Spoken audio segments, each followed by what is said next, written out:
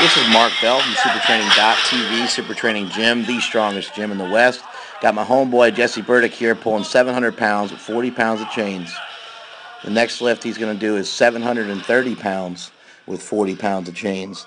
I just want to leave these like this, even though I have it through the coach's eye, so you guys can see them firsthand. You see in the background, there's always got to be somebody doing something gay.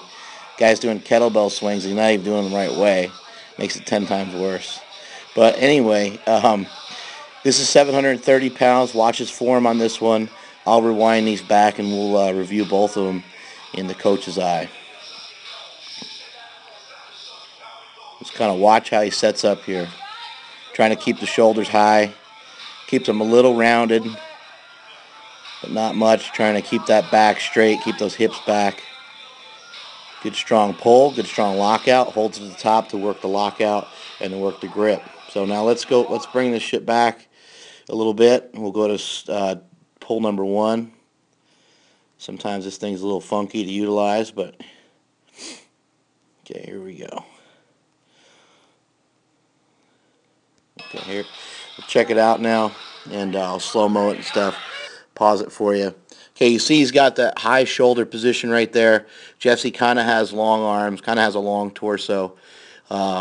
He's kind of built for deadlifting, especially the way that he's gotten his body these days, where he's looking a little leaner. That has really helped his pull quite a bit. Whereas when he was fatter, it was that much harder just to get in a position. Now notice he's forcing the knees out. Notice the toe position. All these things are crucial. I'll draw a little line here for you. You can see down there he's got the feet out, pointed outward. I'm really good at drawing lines, by the way, and you can see how well I did in kindergarten. He's got both knees out, which is going to create a shorter lever right in this area here. It's going to close that gap off that we talk about a lot. Jesse and I talk a lot about deadlifting and squatting in a phone booth. And if you don't have your knees out, then you're going to have a lot of travel. You're going to have a lot of distance between where your kneecap is and where your hip is and where the barbell is. There won't be a good relationship. But watch how he utilizes the barbell here to pull himself into position. Pulling his chest up, getting some tightness. Now I'd argue here that he probably got himself a little bit too low, and he maybe even looks a little bit too far forward, so he could have utilized the barbell to pull himself in a little bit better position. But this is still pretty decent. Let's watch how he pulls it. Not a lot of movement from his hips before the barbell leaves the floor, but some. You want to try to minimize that, but he's strong enough to be able to kind of pull out of that spot and still be okay. We'll slow-mo it for you.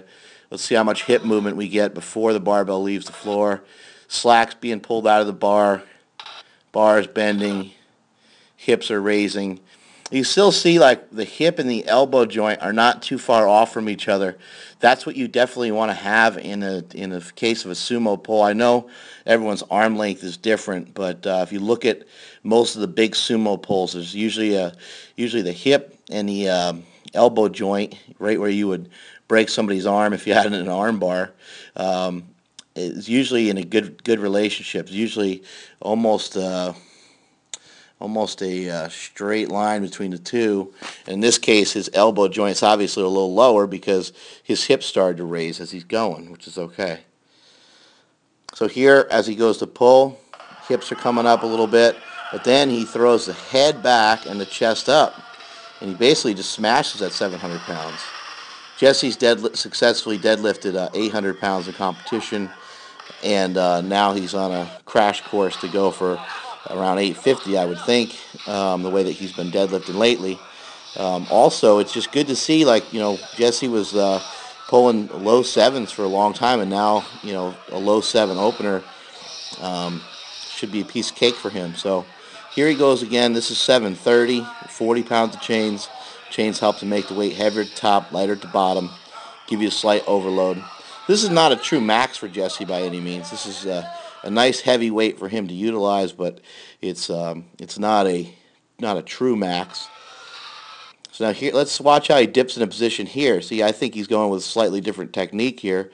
Legs are straighter now. He's more rounded right now. And now watch as he pulls himself into position. A little bit different than the last one. The last one looked like he was trying to ask himself to start in a good position without really utilizing the barbell to pull his hips down. And on this one, it looks like he's using the bar to pull his hips down. He's not only pulling his hips down, remember, he's also pulling them back that way, away from the barbell.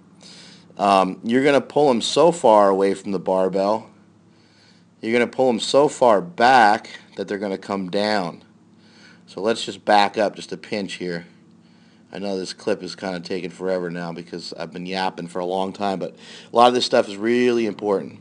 So watch as he kind of begins to straighten those legs out a little bit, and he dips down, or I'm sorry, back and down. Gets his hips to about right there. That's as low as he wants them. There's really no reason for him to bring them any lower. If he brings them much lower than this, when he goes to pull, his hips are only going to shoot right back up again. So try to remember that, guys, when you're doing your sumo pulls and your conventional pulls. You only want to get your hips down to the point where they're going to try to, you want to try to remain. You want to try to have them stay in that position. You want to, like if somebody's hand was back behind you, about ready to grab your ass, if they kind of had their hand at a certain level, you wouldn't want your hand to come up, or you wouldn't want your back to pop up and your butt to pop up and hit their hand. So you kind of think of it in those terms. Here he goes. Now the head, now the chest, everything's up. This one also seems like he pulled a lot of stuff back behind the barbell. Something I've kind of seen as of late is, and have been thinking about, is kind of like almost pulling your face back behind the barbell. Pulling your face back behind that bar can be crucial. I know that's not exactly completely in line with where the barbell is at, but that's kind of what you're looking to do right there, is you're trying to pull your head back behind that barbell. If you pull your head back behind the barbell too much, you'll probably squat down too much. So you don't want to overcomplicate it, but that's kind of what you're trying to do. You're trying to get a nice upright posture through here, through the chest. Arms are nice and long. Let's also take a look at that elbow joint, as I pointed out earlier. Where is the hip? Where's the elbow? The hip and the elbow are in the same spot, basically. So let's watch as he starts to pull. Let's see what the hell happens here. Hips shot up a little bit. Not too bad. Where's our relationship between the hip and the elbow? Still pretty good. Still in line with something that you can manage, something that you can finish out that lift and still continue onward. They're actually almost completely in line with each other. That's a slightly fucked up line because I drew it. But here he goes, pulling through, and just kept his chest up enough to allow his hips to come through. You guys understand that? Kept his chest up enough to get his hips through. I'll back it up again. I'll just let the whole thing run through slow-mo. Kept his chest up enough to pull his hips through.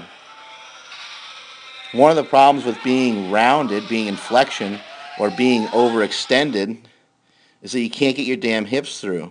People don't realize that about being overextended. But being overextended or being in flexion will not allow you to finish your squats, and it will not allow you to finish your deadlifts. So having a slightly rounded thoracic spine, along with the knees out and the chest up, allows him to pull through. And look how strong that lockout was. That's 770-ish at the top, and just looked like a piece of cake. He rocked that weight, and he should be ready for our meet in May. He should be ready to do big things. And that's it from supertraining.tv.